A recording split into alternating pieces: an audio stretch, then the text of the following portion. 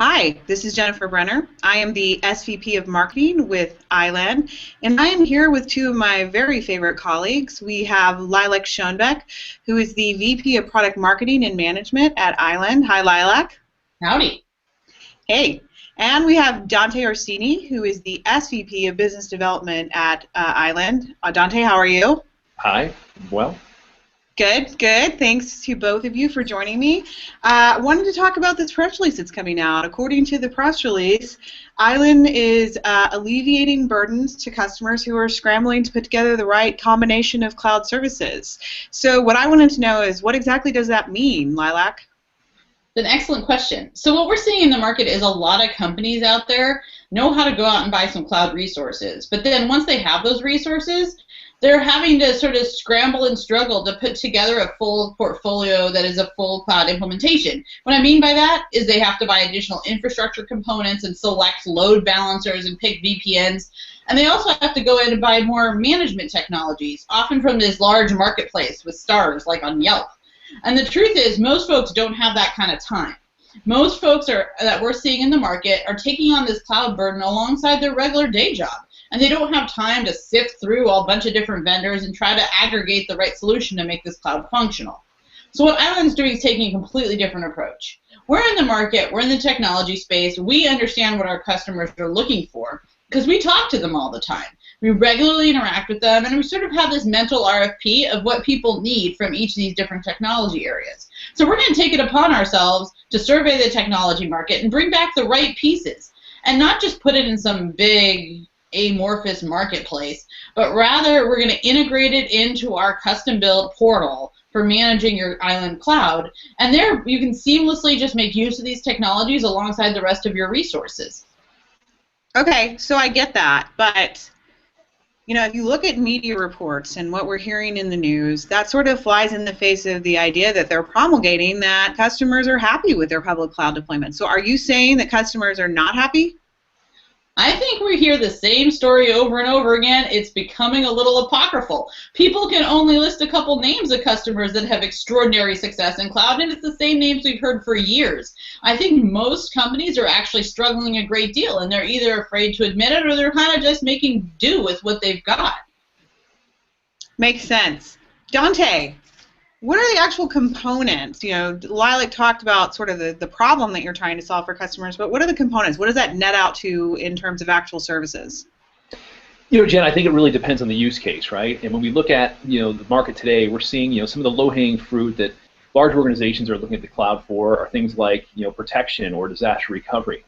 And from our perspective, we've worked very hard to integrate some of these best-of-breed technologies to make it easier for an organization to protect its data, to protect its applications, and actually fail over those applications for DR purposes. But in that quest for greatness, if you will, we've also looked at our existing production customers. And anytime you're dealing with customers that are hosting business-critical applications, clearly protection and availability and disaster recovery are also on the list. But by integrating some of these technologies into the portal, we have greatly simplified one of the largest challenges we see in the market, right? And trying to make sense of how to protect these environments and how to fail them over.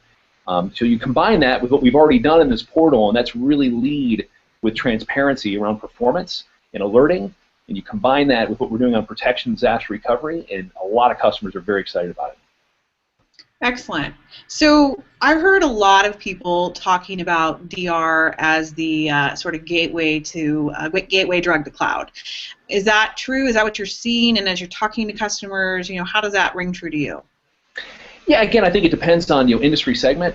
Clearly, we're seeing a massive movement for disaster recovery in the cloud, especially in the last couple of years. I mean, we've been doing this since 2007, right? So a lot's changed, but the last 2 years we've seen a massive increase in, I would say, the upper mid-market to lower enterprise folks that are really looking to reduce their costs and to really address this challenge that people seldom want to address, right? So when I flip that a little bit and we look at our production side of the business, the service provider community, folks that are trying to take services to market, whether they're SaaS-based or new offerings, they also are very keen to understand how to add disaster recovery to the overall offering for their customer base, depending on the customer, right? So if they're serving someone that's global in nature and it's a business-critical application, then chances are they're going to want to be able to seamlessly protect that application across multiple geos.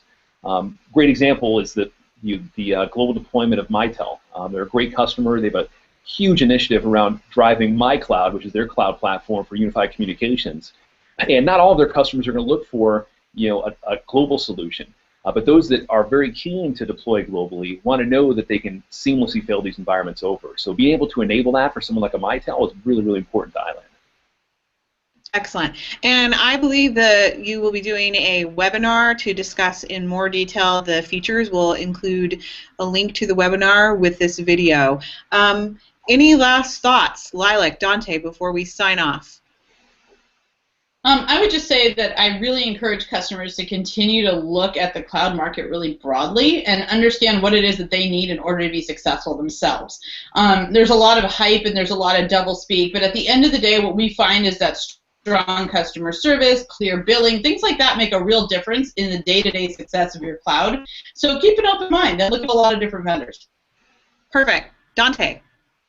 Yeah, I would like to echo that, and don't give up the fight. There is definitely a solution out there for you. So if you're disgruntled, take a deep breath. There's a lot of organizations like ourselves that would really like to spend the time with you to make sure that you have the right solution. Happy holidays. Yes, fantastic. Thanks to both of you. Talk soon. Thank you. Bye-bye.